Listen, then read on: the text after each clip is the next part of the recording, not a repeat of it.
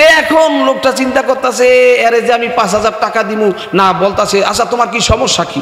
উনি তো জুয়া ঠুয়ার কথা কয় না, কয় তোমার ভাবির অবস্থা বেশি ভালো না, জান যায় আর আহে, যায় আর আহে। কয় তাহলে কি আর তুমি? কয় এখন তাৎক্ষণিক আমার শরীয়তপুর সদর হাসপাতালে না ভর্তি করা লাগবো, যদি ঢাকার অর্ডার দেয় তাইলে আবার ঢাকাও নিয়ে যাওয়া লাগতে পারে, তাই তুমি দিবা কবে?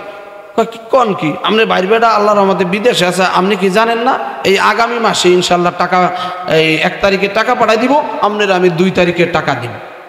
আচ্ছা নিয়ে যা, টাকা কয় হাজার? জোরে কন। ওয়াজ ঢুকতে আছে ভিতরে, এটা কিন্তু শিক্ষণীয় একটা বিষয়। টাকা কয় হাজার? দার নিচে কয় দিনের কথা কয়া? কয় মাস? আরো জোরে কন না কে? 1 মাস। 5 বছর ঘুরাইছে। কয় বছর?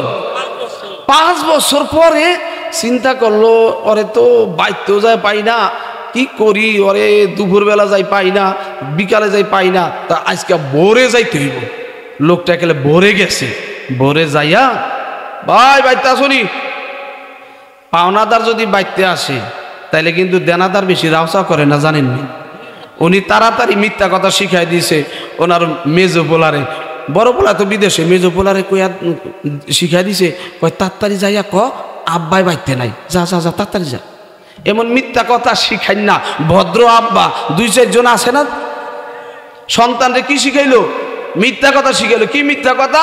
যাইয়া ক আব্বাই বাইতে না। এরকম মিথ্যা কথা শিখাই না। আব্বা যারা তোমরা রেডি থাকো বৃদ্ধাশ্রমে যাওয়ার জন্য। কিছুদিন পর আবার আইছে, তো পাইলাম না, তো যাক আজকে যাই। বউরে আবার গেছে। ওই দিনকাও ভাগ্য ভালো, মেজো ছেলে বাইতে নাই, আছে ছোট বাচ্চাটা, ওই অন্তরি মিশা কথা কইতারে না, সাজায় গেছে, নতুন মিশা কথা কয় না আর কি। হ্যাঁ, ওরে কইয়া পাড়াইছে তাড়াতাড়ি যা, যা কবি কি আব্বাই বাইতে না। ও যাইয়া কইছে কি আব্বাই কইছে আব্বাই বাইতে নাই। ধরা খাইছে কি খায় নাই? হ্যাঁ, এইবার বুঝতে পারছি যে চোরের 10 দিন গেরেস্তে 1 দিন। এইবার ধরা গেছে, ঘরে তুন চেয়ার দে, আমি বসবো এখানে, টাকা না লই আজকে যাইতাছি না। 9টা বাজে উঠছে ঘুমের তুন উঠটা এখন কইতেছে কি ভাই? এই যে ভাই আমার 5,000 টাকা হেজে নিলাও, দেওয়ার তো কোনো নাম নাই। তুমি কইলাও 1 মাসের কথা, যে 5 বছর অতিক্রম হয়ে গেল গা। তুমি কইলাও আমার ভাবির জান যায় আর আহে, কিন্তু আমার টাকার তো জান গেছে গেহান দেখি। তোমার ভাবি তো বাইচাই দিয়েছে অন্তত, টাকাটা দিবা না? ও 5,000 টাকার ব্যাপার, আপনি এত টেনশন করতেছেন। কিছু লোক আছে দেখবেন, হ্যাঁ মিয়া এটা কোনো টাকা হইলো আপনি কি টেনশন করেন মিয়া, জান দিয়া দি মানে আগামী হাটে আপনি দেখা করেন। উনি ডেট দিছে চিকন দি হাটের, উনি চন্দ্রপূজায় বৈশা দিছে। আছে না নাই? এমন দোকাবাজ আছে না? কিছু আছে বদলি লয় না, বদলি বেড়া হাটবার টাকা পাইব, তারপরে বাজার কইরা বাসায় নিব, ছেলে সন্তান লইয়া খাইব। উনি হাটবার দিনও ঠিক মতন টাকা দেয় না। উনি চিকন্দির কথা কইয়া উনি চন্দ্রপূজায় বৈশা থাকে। এমন কিছু ভদ্র বদলি লয় না, ধনীও আছে। আল্লাহর নবী বলেন, তুমি যদি শ্রমিক দিয়া কাজ করাও, গায়ের ঘাম শুকানোর আগে, শরীরের ঘাম শুকানোর আগে তার হাদিয়া টাকাটা দিয়া দিবা। কয়জনে দেয় বলেন তো? 2-3 জন। তাইলে আল্লাহর ওলি 2-3 জন পাওয়া গেছে এই এলাকায়। কয় শতকরা 2-3 জন আছে ঘাম শুকানোর লগে লগে বলে টাকা দিয়া দেয়। এটা তো বিশাল ব্যাপার স্যাপার। হ্যাঁ মুসলমান ভাইরা রে আমার, কথা কোথায় রাখছিলাম মনে আছে? বলেন তো কোথায়?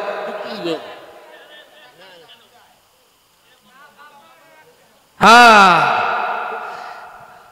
টাকার জান। ওই যে টাকাটা দিয়ে দাও, ওইটা কোনো ব্যাপার হইলো, চলো পুষ্কুনি পার চলো। তো একটা বদ না হাতে কইরা পুষ্কুনি পার লইয়া যাইতেছে, বেড়ারে টাকা দিব।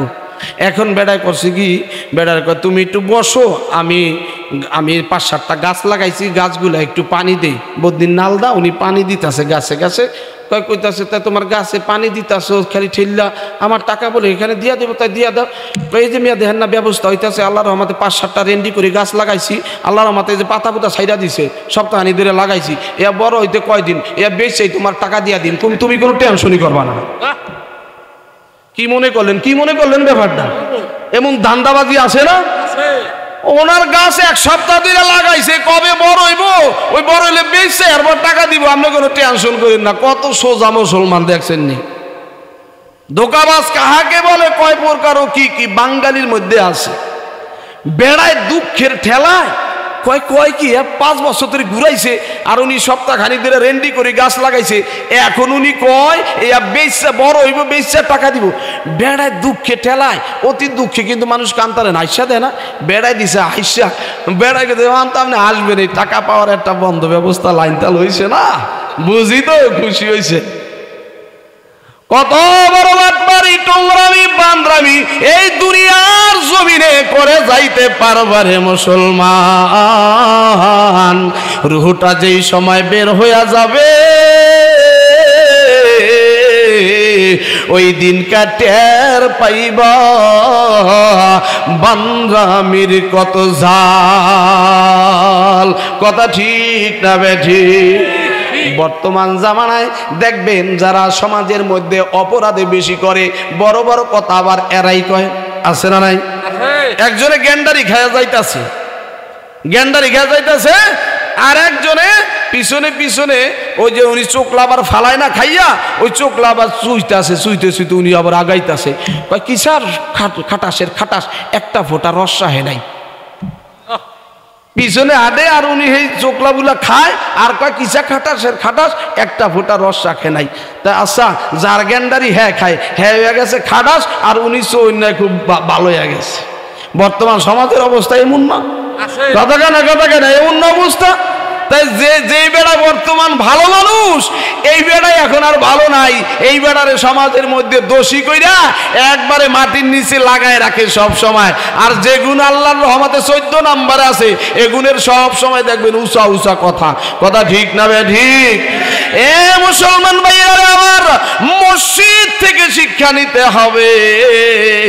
মসজিদে যে ঢোকো ধনী গরিব রাজা বাদশা প্রজা সবাই এক কাতারে দাঁড়াইয়া মুসল্লি হইয়া নামাজ আদায় করে হাসরের ময়দানে রে বাবা হাসরের ময়দানে ওই যে কত বড় বড় লোক এই দুনিয়া ছাইরা চলে গেছে তাদের জন্য আলাদা কোনো বিছানা হবে না। হবে না এই জন্য ভাইরা আমার হিংসা বিদ্বেষ অহংকার দিমাগ তাকাব্বুরি ছেড়ে দিয়া এক আল্লাহর উপরে ঈমান আইনা নবীকে মাইনা নবীর তরিকায় চইলা খাঁটি সাপ্পা মুসলমান হইয়া কবরে যাওয়ার চেষ্টা করি। তাই আমি যেই কথা বলতেছিলাম বাবা ওমর রাদিয়াল্লাহু তাআলা আনহুর কাছে 2 জন বাপ বেটা আছে মনে আছে জোরে বলেন? বাপ বেটা 2 জনে আয়েশা হাজির হয়ে গেছে। হযরতে ওমর বলতাছে তোমাদের 2 জনের একরকম চেহারা কেন? এখন বর্ণনা করতেছে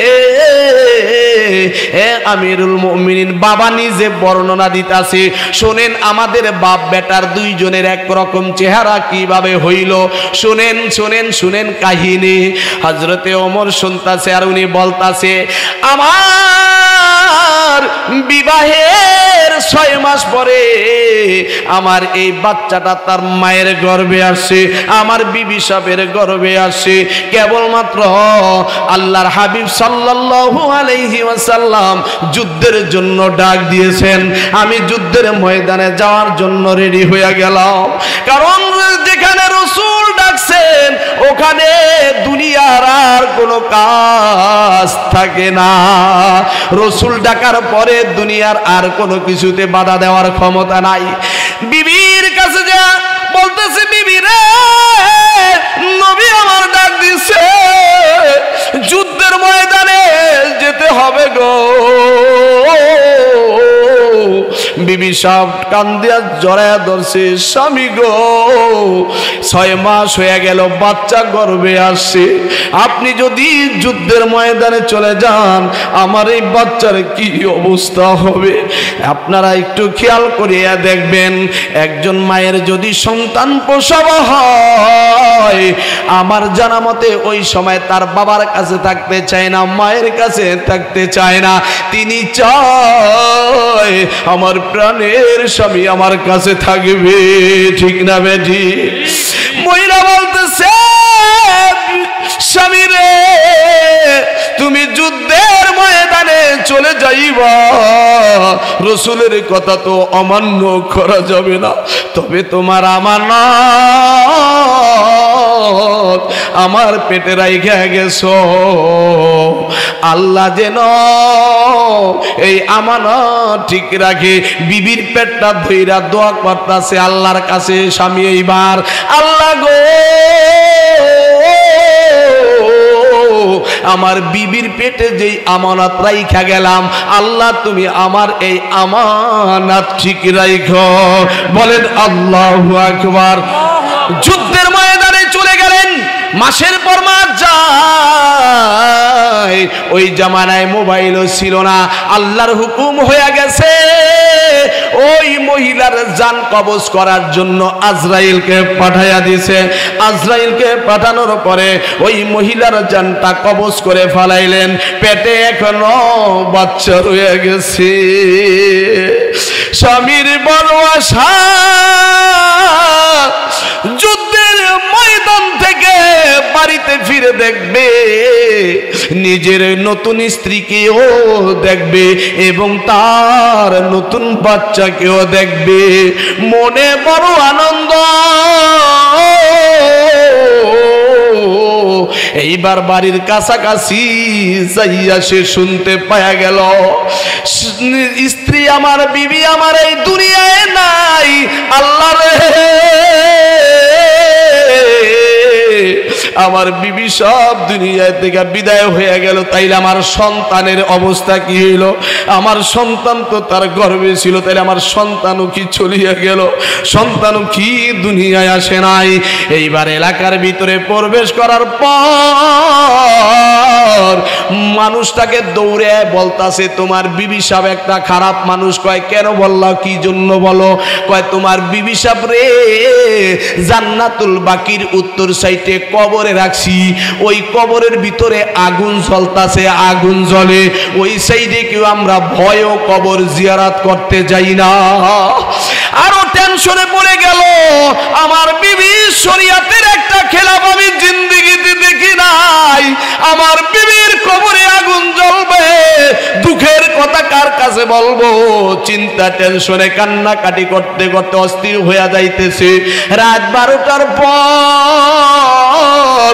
এইবার জান্নাতুল বাকিতে বিবির কবরের পাশে যায় হাজির হয়ে গেছে, কবরের দিকে কবরের দিকে ফিরিয়া দাঁড়াইছে, দাঁড়াইয়া এবার কান্নাকাটি করতেছে।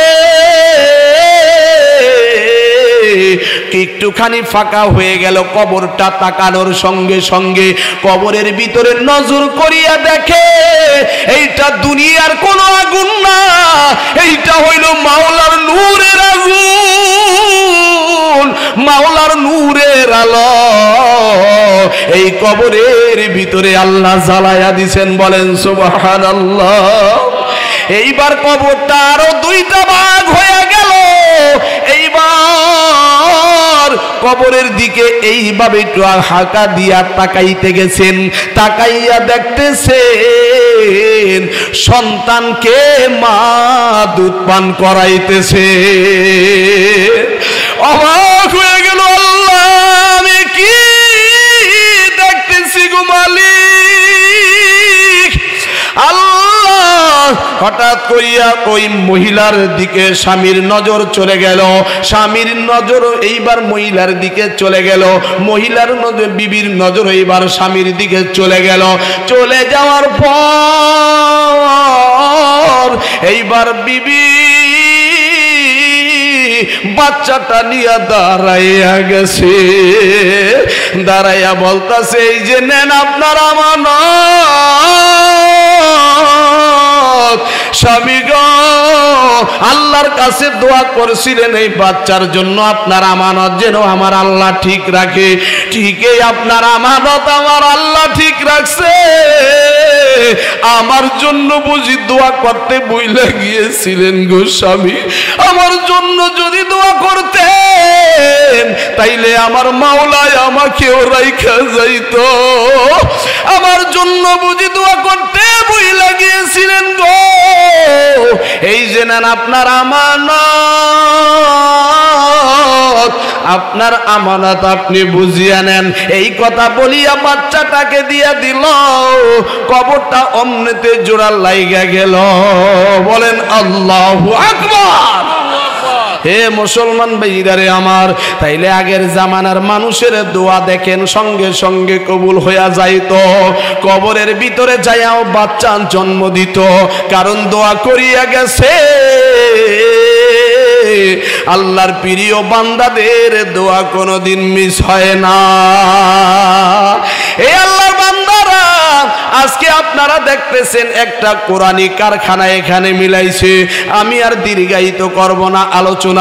এই যে কোরআনী কারখানা, কোরআনী মার্কাজ আজকে এখানে যে মিলাইছে, এই কোরআনী কারখানার সঙ্গে সব সময় সম্পর্ক ভালো রাখবেন। কোরআনী কারখানা যতদিন এখানে জিন্দা থাকবে অতদিন পর্যন্ত আপনার আমার কবরে নেকি যাইতে থাকবে। কারণ কোরআনী কারখানা জিন্দা রাখার জন্য যেই ব্যক্তিটা চেষ্টা করিয়া গেছে, টাকা পয়সা দান করিয়া গেছে, আমার আল্লাহ তার কবরে নেকি সদকায়ে জারিয়া করে দিবেন। বলেন সুবহানাল্লাহ। এই জন্য আল্লাহর বান্দারা, কে আছেন এই হাউজের মধ্যে, কে আছেন এই মজলিসের মধ্যে, যার মা কবরে, যার বাবা কবরে? এ বাবা, মায়ের জন্য 15,000, বাবার জন্য 15,000।